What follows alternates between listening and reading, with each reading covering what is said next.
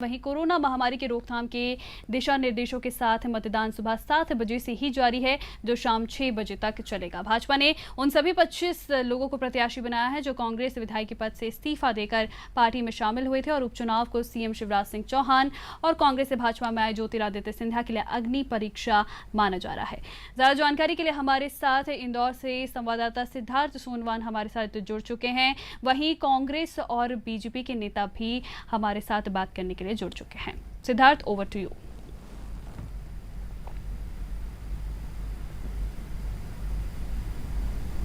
में जो चुनावी महासंग्राम है उपचुनाव का अब फिलहाल जोरों पर है।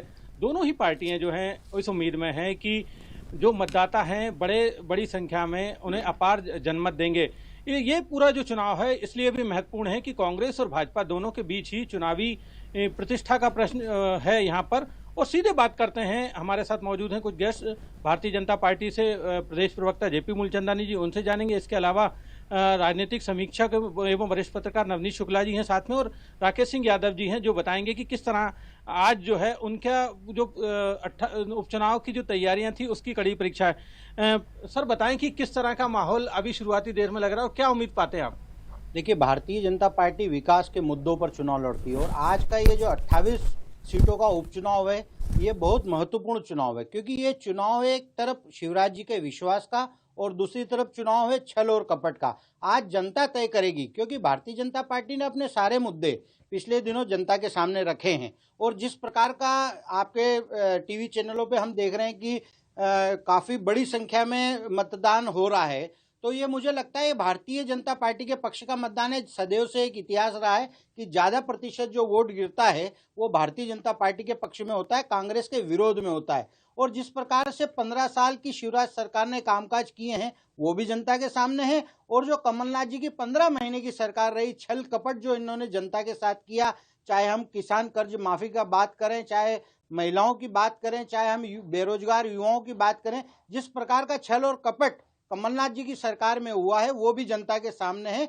तो ये विकास और विनाश के बीच का चुनाव है जिस पर मतदाता आज अपनी मोहर लगाने वाला है, और हमें निश्चित रूप से नहीं, पूर्ण रूप से विश्वास है कि भारतीय जनता पार्टी के पक्ष में पूरा मतदान होगा। जनता भारतीय जनता पार्टी को माननीय शिवराज सिंह चौहान जी के नेतृत्व में फिर एक मजबूत सरकार मध्य प्रदेश में देने जा रही है। ज्यादा वोटिंग शुरुआती दौर में दिख रही है जेपी जी, क्या लगता है एंटी इनकम्बेंसी भी हो सकती है? ये नहीं, बिल्कुल नहीं हो सकती। भारतीय जनता पार्टी सदैव से इस चीज की पक्षधर रही है और लोकतंत्र की ये पवित्रता भी और मर्यादा भी है कि हर व्यक्ति का चुनाव होना चाहिए, हर व्यक्ति को वोट का अपना सही उपयोग करना चाहिए। मुझे लगता है कि जिस प्रकार से प्रतिशत तेजी से बढ़ रहा है ये भारतीय जनता पार्टी के पक्ष में, और प्रदेश की जनता जहां चुनाव होने जा रहे हैं वो माननीय शिवराज सिंह चौहान जी को पसंद करते हैं। और जिस प्रकार आपने देखा होगा कि माननीय मुख्यमंत्री जी ने भी कल एक अपील करी थी जिसके अंतर्गत लोगों से यह आह्वान किया था कि वो ज्यादा से ज्यादा अपने मतों का प्रयोग करके और देश हित में और राष्ट्र हित में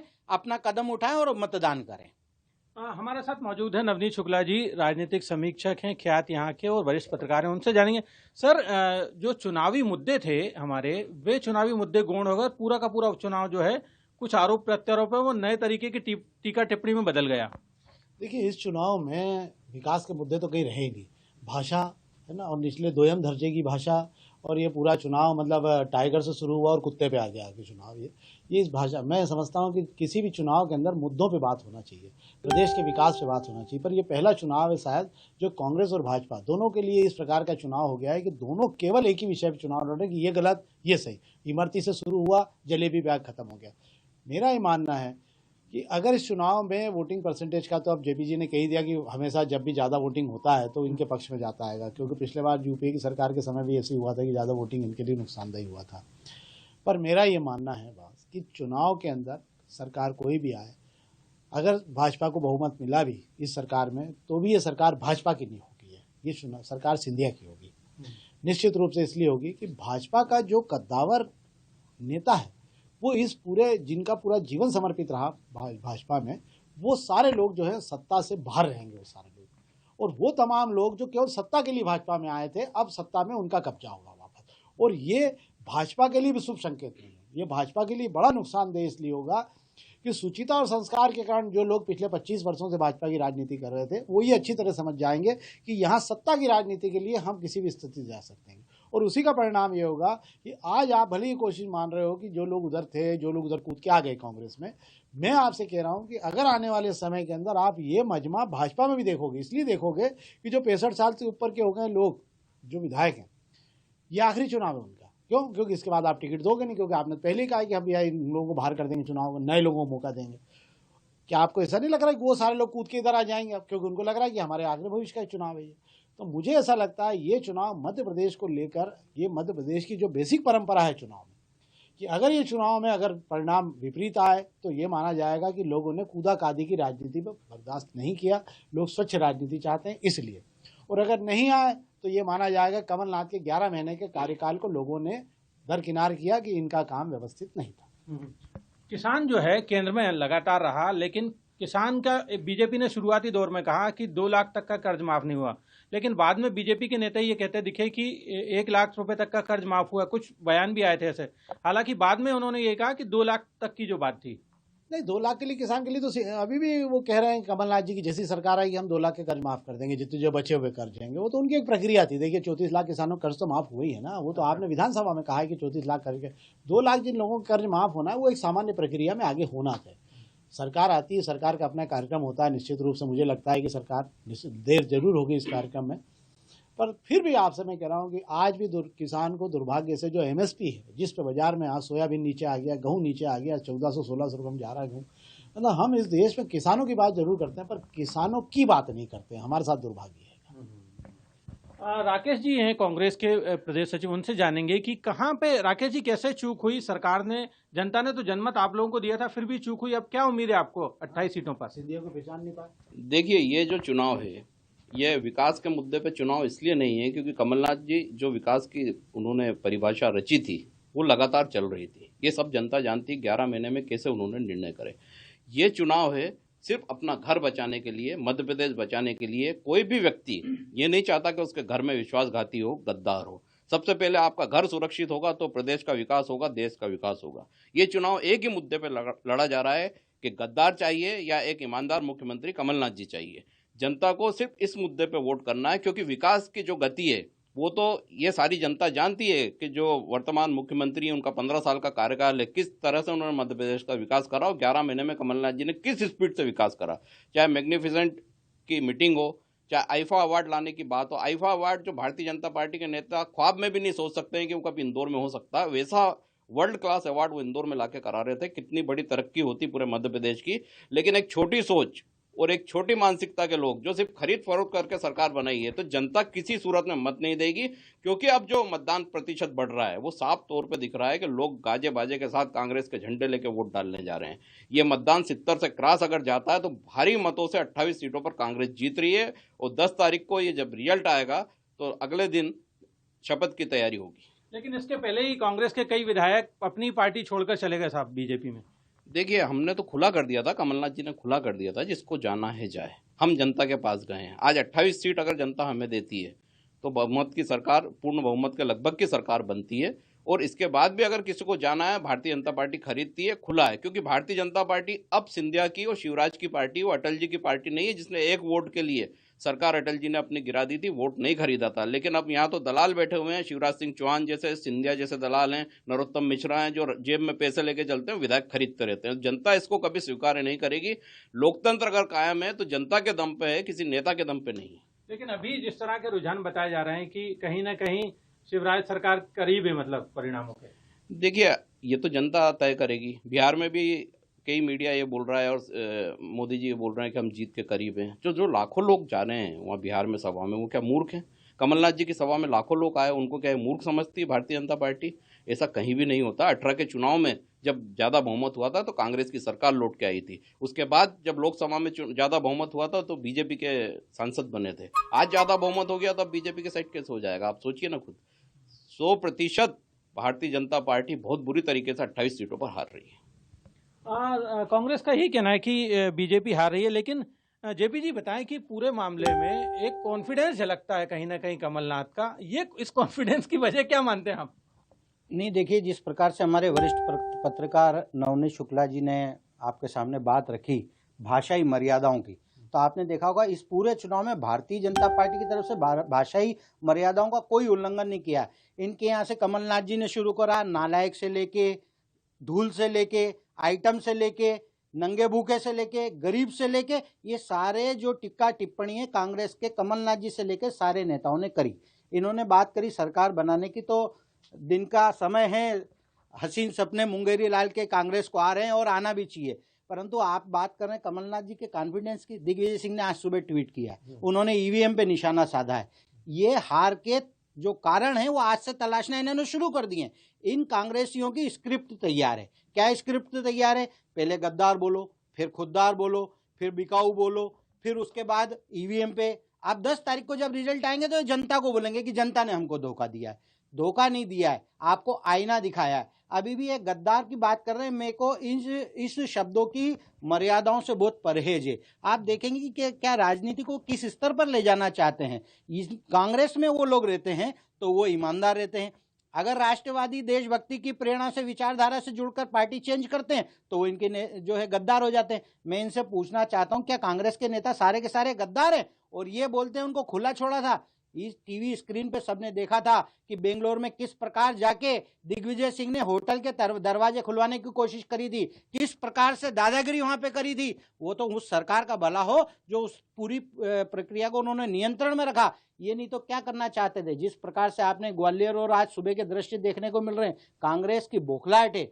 इस प्रकार की हिंसा, इस प्रकार के दिग्विजय सिंह के ट्वीट ये सिद्ध करते हैं कि कांग्रेस के सारे जो ऊपर के नेता उन्होंने मान लिया है कि कांग्रेस इस बार अब सत्ता में लौटने वाली नहीं है। और ये 15 वर्ष की बात करते हैं माननीय शिवराज सिंह चौहान जी की। शिवराज सिंह चौहान जी जिस समय पद पे बैठे थे, पहली बार मुख्यमंत्री बने थे, हमको एक बीमारू राज्य मिला था, हमने उसको एक विकसित राज्य बनाया, विकासशील राज्य बनाया। और अब इस चुनाव परिणाम आने के बाद हम स्वर्णिम मध्य प्रदेश की तरफ बढ़ रहे हैं। चाहे उद्योग धंधों की बात हो, चाहे किसानों की बात हो, चाहे महिलाओं की बात हो, चाहे बच्चों की बात हो, चाहे युवाओं की बात हो, चाहे शिक्षा स्वास्थ्य की बात हो, गांव गरीब और किसान की बात केवल भारतीय जनता पार्टी करती है। कांग्रेस की सरकार जिस समय आई थी तो तबादला उद्योग चालू हो गए थे, क्योंकि कमलनाथ जी उद्योगपति थे, व्यापारी थे, बड़े सेठ थे। उन्होंने ये सारी प्रक्रिया, अफसर का एक बार तबादला होता था, 2-2, 3-3 दिन में 5-5 तबादले एक एक अफसर के हुए हैं। वो पेटी लेके घूमते थे, थानों पे बोलियां लगती थी। शायद वो दृश्य हमारे कांग्रेसी मित्र भूल गए हैं और वो सारा का सारा चीजें मीडिया के रिकॉर्ड में है।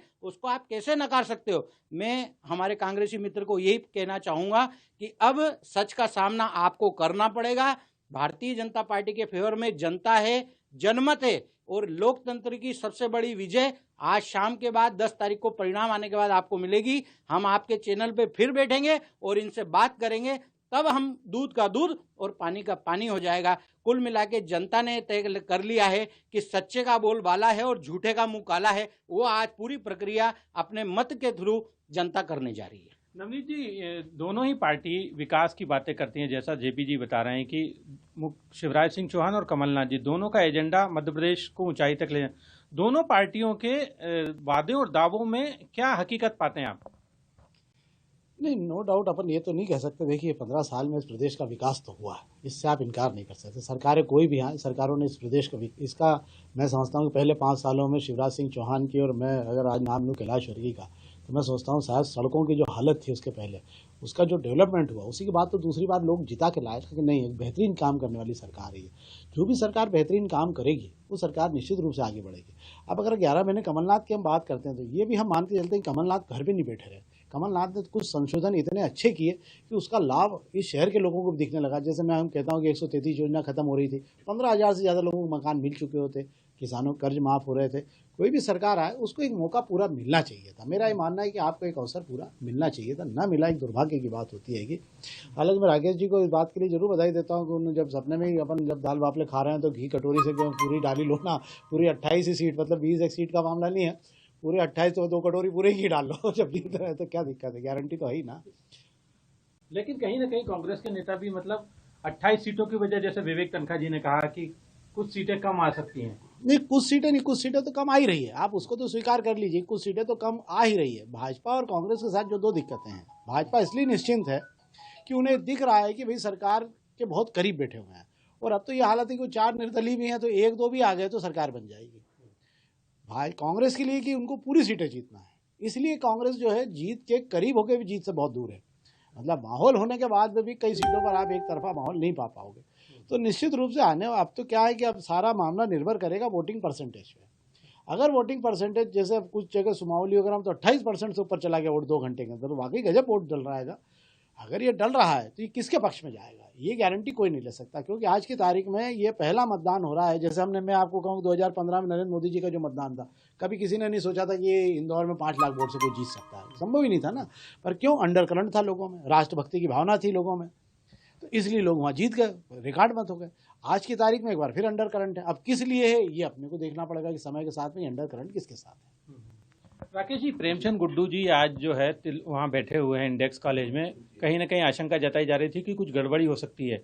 दूसरा, आपके द्वारा भी लगातार शिकायतें की गई प्रशासनिक मशीनरी की, प्रशासन की, क्या किस तरह की निष्पक्षता की उम्मीद करते हैं? आज आप मतदान हो रहा है, क्या कोई आशंका कुशंका है अभी भी?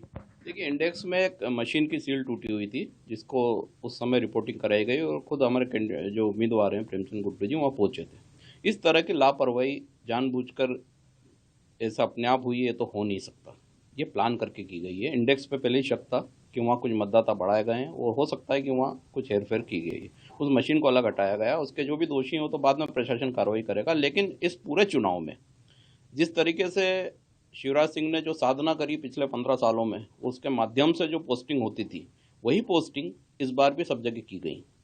और वही अधिकारी जो गले तक भ्रष्टाचार में डूबे हुए हैं, वो भारतीय जनता पार्टी के एजेंट बन के काम कर रहे हैं। ये पूरा मध्य प्रदेश की जनता देख रही है, 28 विधानसभा के लोग देख रहे हैं किस तरीके से पुलिस लोगों को डंडे मार रही है, किस तरह से वहाँ के जो कलेक्टर हैं या अन्य लोग हैं वो कैसे एजेंट बन के बीजेपी के काम कर रहे हैं, ये सब कुछ सामने है। कमलनाथ जी ने भी कई सभाओं में बोला है कि 10 के बाद 11 तारीख आएगी।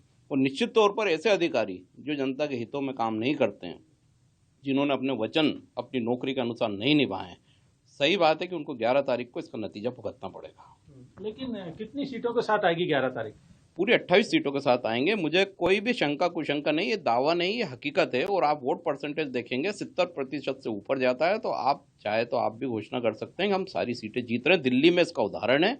केजरीवाल जैसा शख्स नरेंद्र मोदी को कैसा पटका था, और कांग्रेस 0 थी और बीजेपी 1 थी। तो ये उदाहरण इसी देश में, कहीं बाहर जाने की जरूरत नहीं है। जो अहंकार और घमंड शिवराज सिंह चौहान, नरोत्तम मिश्रा को है, और जो सिंधिया जी हैं जिस अहंकार में डूबे हुए हैं, कल वो एक मतदाता को फोन करके बोल रहे थे कि मेरी प्रतिष्ठा का प्रश्न है, वो बीजेपी की प्रतिष्ठा नहीं बताते हैं, क्योंकि वो अपने आप को बीजेपी का नहीं मानते हैं। शायद हारने के बाद अब वो बीएसपी के महासचिव बनेंगे। ये थे राकेश सिंह यादव जी और हमारे तीनों गेस्ट, जिनका साफ कहना है कि कहीं न कहीं चुनावी परिणाम उनके पक्ष में रहना है। लेकिन कहीं न कहीं उम्मीद की जा रही है कि मध्य प्रदेश में जिस तरह का जनाधार और जनादेश दोनों सरकारों के पक्ष में तो नहीं है, लेकिन कहीं न कहीं दोनों ही पार्टियों को उम्मीद है कि उनकी सरकार बनेगी और मध्य प्रदेश में जो चीज़ें रह गई थी, जिन विकासों की दरकार मध्य प्रदेश के मतदाताओं को है, वे जो विकास है कहीं न कहीं ज़मीन पर अमल कर पाएंगे। इंदौर से संदीप मिश्रा के साथ सिद्धार्थ माछीवाल, ईटीवी भारत के लिए। Over to